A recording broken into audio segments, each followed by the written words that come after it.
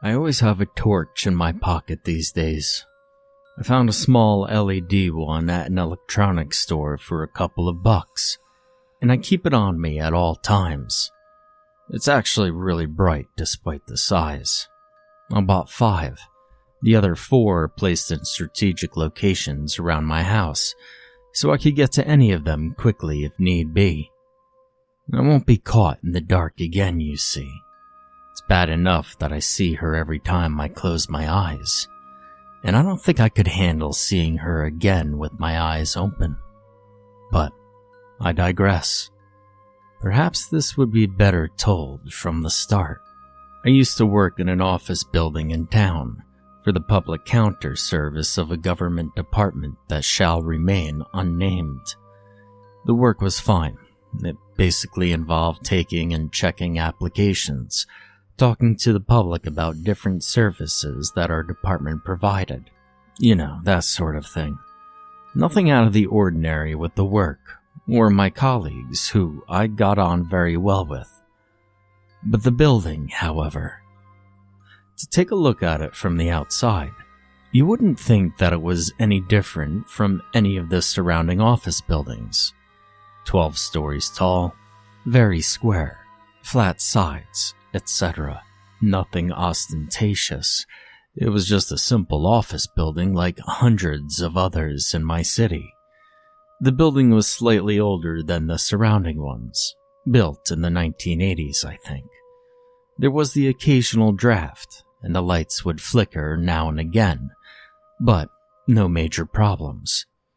There were 4 elevators, one of which always seemed to be out of order. They'd fix one and then the other one would inexplicably break. There was something with the electrics that would cause the doors to slam shut without warning sometimes, and they would occasionally drop slightly when you got in them. Nothing serious enough for the building owners to actually do about, but enough to be more than an annoyance. The lifts used to give me the giblies, even before all of this. I used to take the stairs a lot. There are 2 stairwells, one on either side of the building. Both of them were fairly narrow, so if you were coming up and you met someone coming down, then you'd either need to wait in the stairwell bit by the doors into the different levels, or turn sideways and let them squeeze past.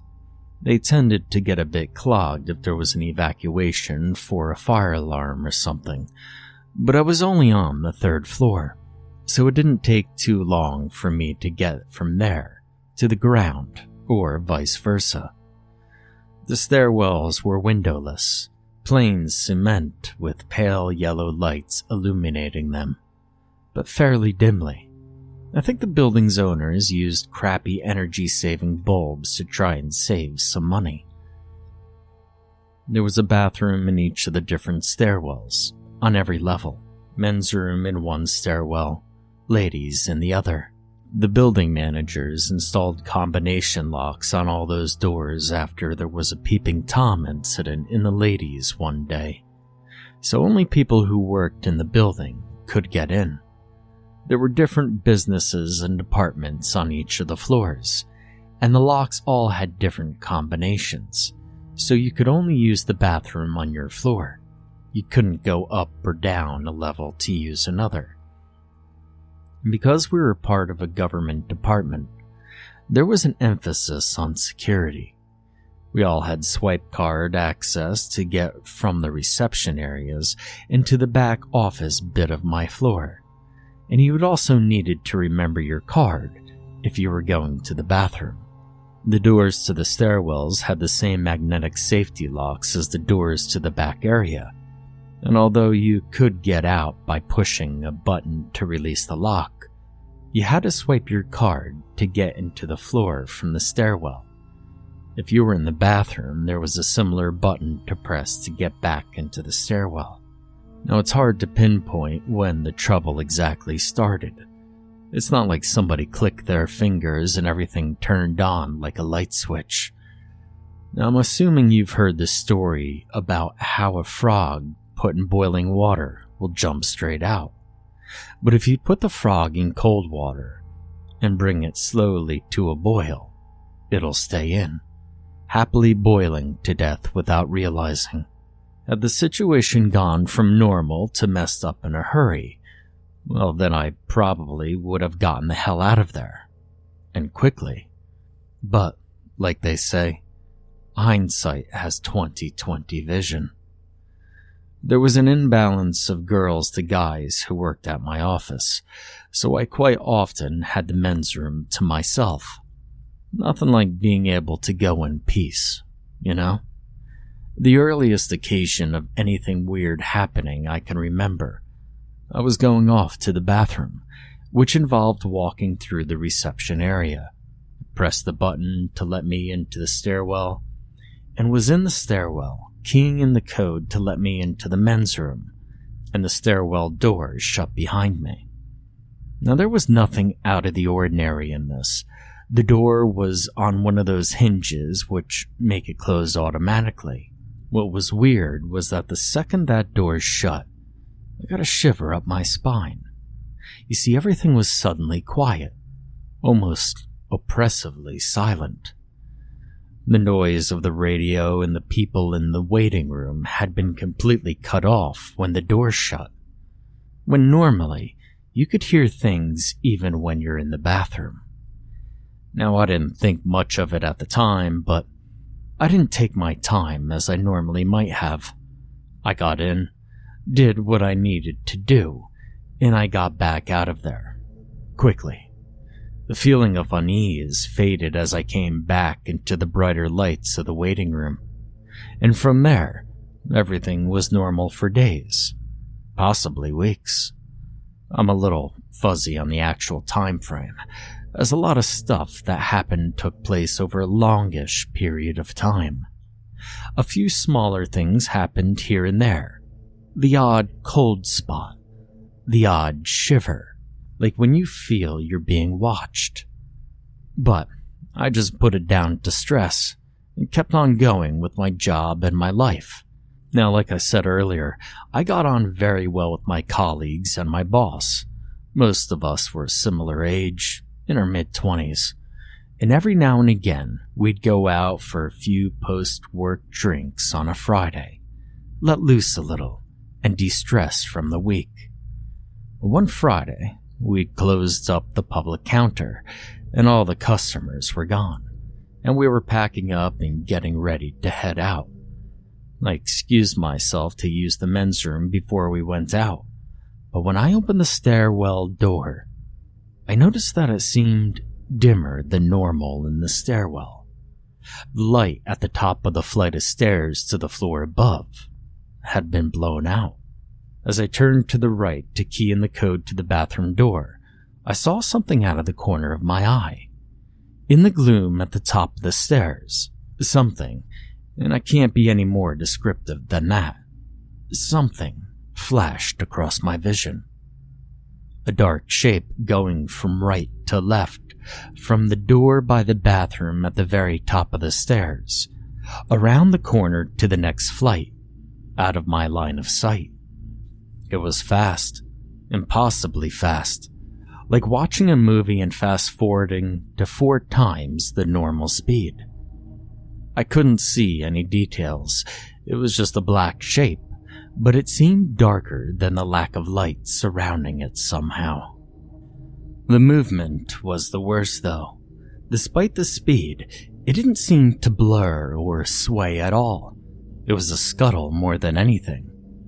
I swung around, away from the bathroom door, and stood frozen at the bottom of the flight of stairs, staring transfixed up into the gloom at the top.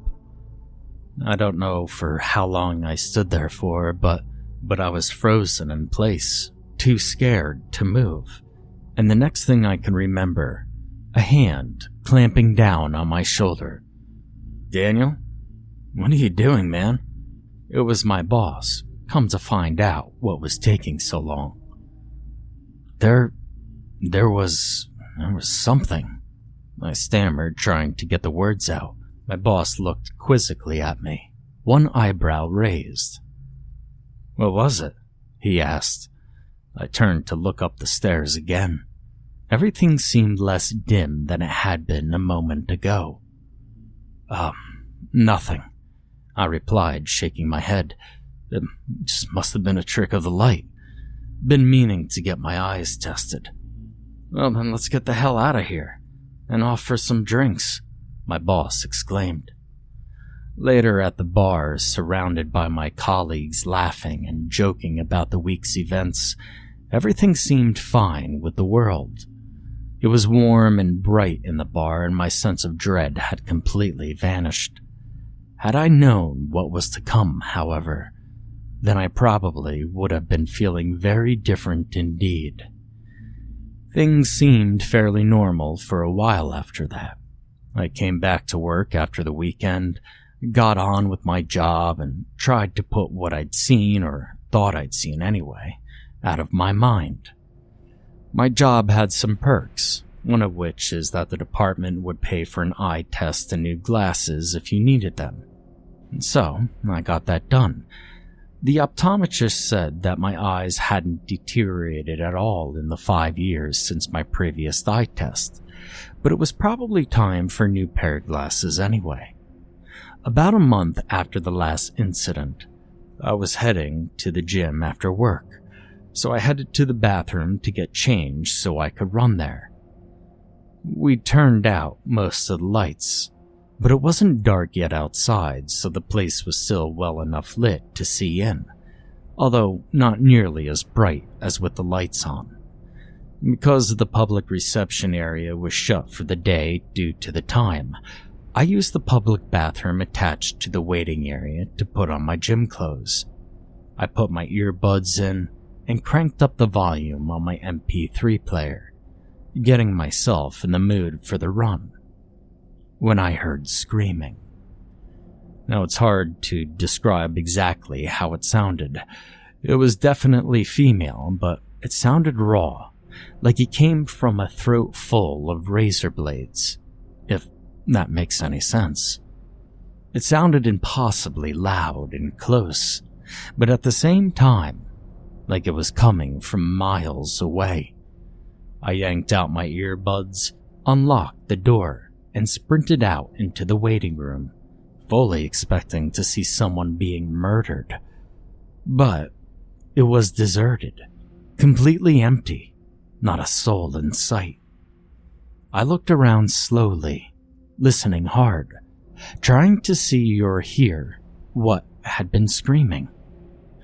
I turned back towards the public bathroom from which I'd come, and I could see the mirror and myself in it, and I could see something dark looming over my shoulder. I spun on the spot, bracing myself as I did so, but there was nothing there. I looked back to the mirror, but whatever had been there a second ago was gone. I scrambled for my swipe access cards, used them to open the door to the back part of the office, and I ran in there, where my boss was sitting at his desk packing up for the day. "Did you hear that?" I half shouted. He looked confused. "Hear what?" "I heard someone screaming," I replied. He got up quickly and we walked into the waiting room, both listening hard. After a minute, he turned to me. "I didn't hear anything, Dan," he said. "You okay? I mean, you seemed a little off lately." Now, to his credit, my boss looked genuinely concerned. He was easily the best manager we'd ever had, and really looked after all of his staff. "If you need some time off, you just let me know. You have plenty of leave saved up." He let the offer hanging. I don't know," I replied. "I'll let you know." I turned and headed for the lifts. The sense of unease and dread I had felt was back, and much harder to shake this time. What the hell was I seeing? Or hearing? And what the hell could I do about it? Now, like I said earlier, had this stuff happened all at the same time, I probably would have bailed on my job and tried to find somewhere else.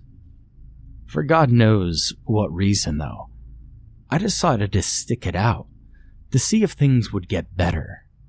That's the benefits of hindsight, right? But things started getting worse from there.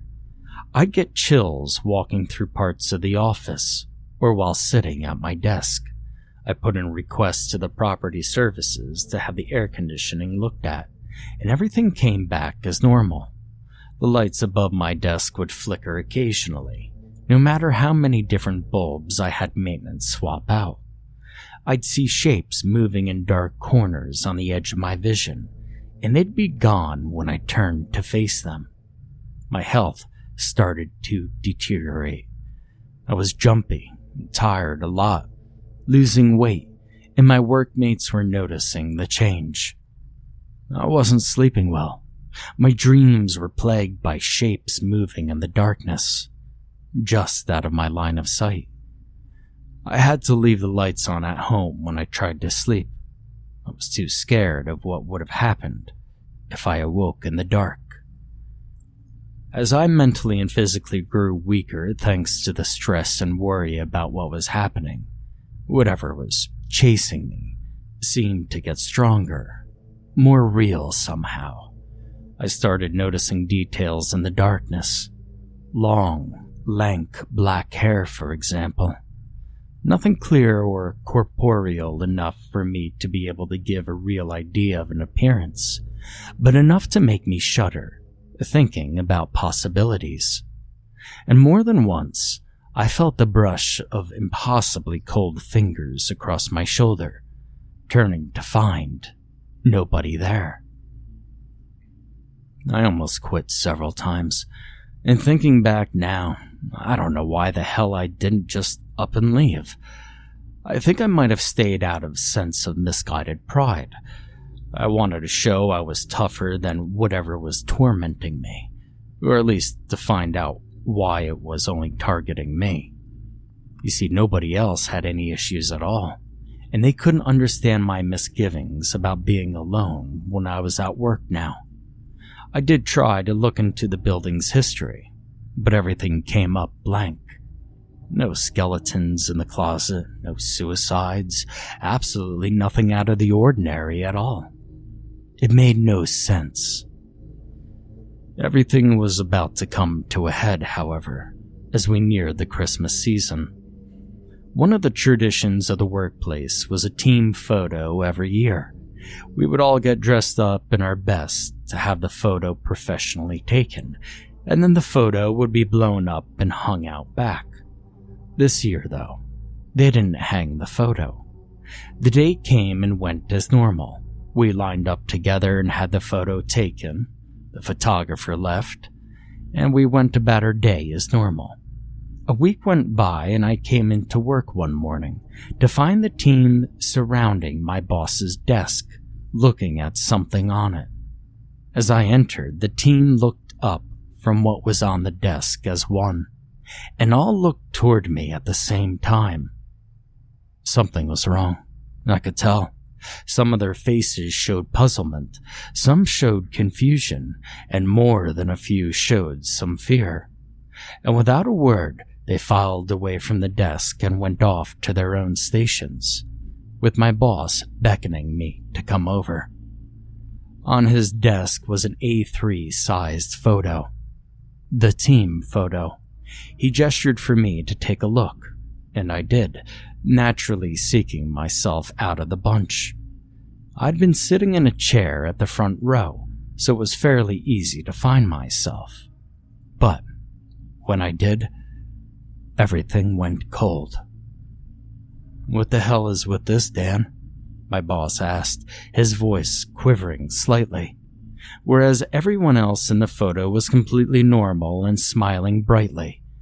My face was almost indescribable. When the photo had been taken, I was smiling like everybody else. But here it looked like you were looking at my face through a fishbowl. I was distorted, stretched out.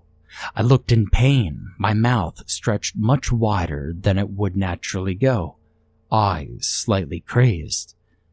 And that wasn't even the worst part. There was something standing behind me. Now again, to the eye it was nothing more distinct than a dark shape. No details could be made out, but The way it loomed over me, it was menacing, malevolent even. The hair on the back of my neck rose as I looked at the photo. I don't have a clue, Norm. Something up with the camera lens, maybe? I had considered telling him the truth, that there was something that seemed to be after me, but that's a good way to end up as the crazy guy in the office. And as things were, I wasn't even completely sure that I wasn't already the crazy guy. And the photo went into the bin. The next day, I found myself posted to a different part of the office, the banking room. For security purposes, the banking room was completely internal and windowless, with swipe card access in from the back area of the office. Once inside, the doors would lock magnetically, and you had to push a button on the wall in order to release the locks to get out. My boss thought that some time away from the counter would do me some good, and he'd arranged for an appointment with work-provided counseling services for me. An hour or so into the day, I felt the chill settle into the room. I looked at the thermostat on the wall and was surprised to see it unchanged. Then the lights began to flicker. They flicked on and off again, and I spun on my chair looking for a cause, but finding none. I spun back towards the desk and came face to face with a nightmare. The dark shape was on the desk. I recoiled in horror, pushing my chair back to the opposite wall, trying to put some distance between myself and it. But the room was small, and I hit the shelves lining the wall behind me, tumbling to the floor as I did so. For the first time ever, I could clearly see details in the darkness, which would seem to solidify for a split second after the lights flickered off, and then fade in the light when they came back on again. The figure was a girl. At least, it was the semblance of a girl. She could have been anywhere between 16 to 50. She was crouched in a squatting position on the desk, knees near her head, hands on the flat desktop, long hair hanging down over her features. She seemed to be looking past me. But then the head turned. Slowly. Ever so slowly. And her gaze met mine. Those eyes. They were entirely black, but in different shades, so you could make out the different parts, where the white would normally be, the iris, the pupils. Those eyes were full of madness, of hatred, and of hunger. The perverse, unsettling hunger of a thing that desired something sitting just outside its grasp. A single tear rolled down my quivering cheek as I looked up towards this horror. And with every flicker of the light, she seemed to grow more solid, more real, as if feeding off the darkness and my fear in turn. Her grin crept slowly, hungrily across her face, impossibly wide, and the eyes grew more crazed and vicious and larger in turn. She opened her mouth, bearing long, sharp teeth, and looked as if she were trying to say something, but all that came from her throat was a hungry, dangerous growl, like nails on a chalkboard. I tried to call out in turn, but nothing came from my throat. Nothing except for a pathetic, frightened whimper.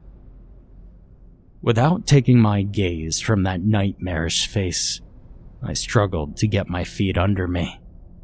I didn't dare look away, for fear that she would be upon me.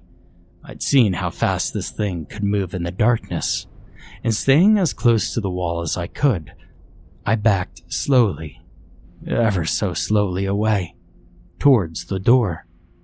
Her gaze followed me as she cocked her head slightly to the side, as if trying to figure out what I was doing. As I reached the door, I fumbled behind me for the first button that would release the magnetic lock, and hopefully release me from the confines of the suddenly oppressively small room. I reached for it, and my hand hit the light switch. The room plunged into darkness. I froze, all of a sudden feeling hot, wet, stinking breath on the back of my neck. It smelled like death and decay and corruption, and somehow of an aching, burning hunger. Mine now, a voice rasped in my ear. I found the ability to scream as pain shot through my body. Now, I don't remember much of what happened next, for which I'm truly grateful. I think my brain has tried to block some of it out. My colleagues heard my screams and came running. They found me in the corner of the room, flailing my bleeding arms and gibbering madly. An ambulance was called, and I was sedated and taken to the hospital. I had deep scratches all over my arms and torso, and bite marks on my wrists. The doctors decided that I'd had some sort of psychotic break and done it to myself. Because after all, who else could have done it? There was nobody in the room with me when I was found, and I tried to point out that the bites didn't look like my teeth, and that there was no blood or skin under my nails. But they didn't listen. The wounds eventually healed and became scars. My boss, good guy that he is, arranged for me to work for a separate part of the department, one in the brand new, well-lit building. I remained in touch with some of my former workmates, although some of them now regarded me, perhaps not too wrongly of them, as a freak. And since that day, I've never let myself be in the dark without at least some form of illumination. Most of the time, I'll stay in brightly lit rooms, or outside in the sunshine. She can't get to me in the light, and although she's strong, she's not yet strong enough to come out of the darkness. I think she wants to get me, and if she managed to catch me and finish me off, then maybe she'll be strong enough to walk in the light. So you see, it's not the dark that I'm afraid of. No, not at all. It's what lurks in the dark, watching and waiting. You see, that's what terrifies me.